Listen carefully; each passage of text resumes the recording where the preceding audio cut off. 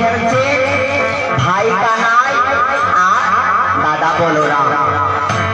এবার ভাই কানাই দলে কারা কারা খেলবে আর দাদা বলরামের দলে কারা কারা খেলবে আপনারা একটা হাত উঠান।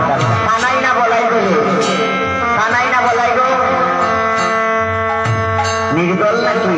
নির্দল হলে চলবে না, যে কোনো একটা পক্ষ তো দিতে হবে। খেলার মাঠে যেহেতু আপনারা বসে আছেন, আমার একটা না একটা পক্ষ তো দিতে হবে, নির্দল হলে চলবে না। কানাই পক্ষে খেলবেন না বলাই পক্ষে? একটু হাত উঠিয়ে বলবেন কানাই না বলাই? কানাই। আর আপনারা কার দলে খেলছেন? কানাই না বলাই? কানাই। আর তোমরা কার দলে গো? কানাই।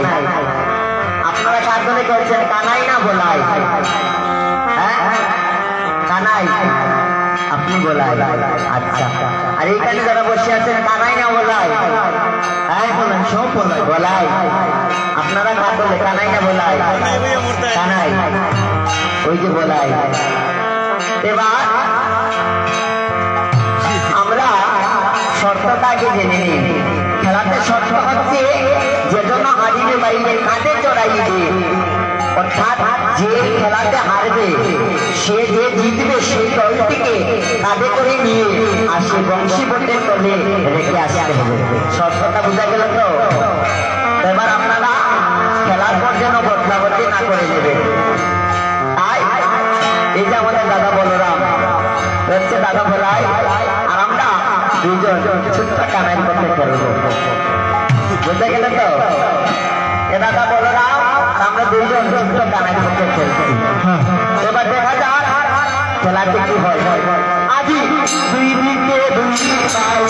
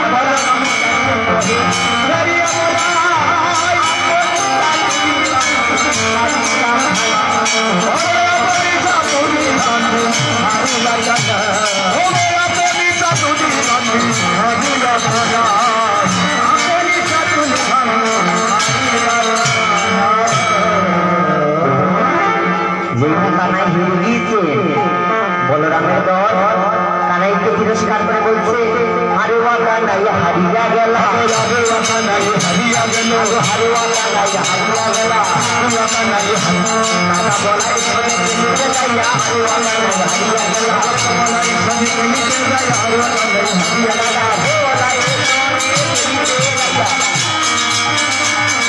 বলাই শুনে নিতে যাইয়া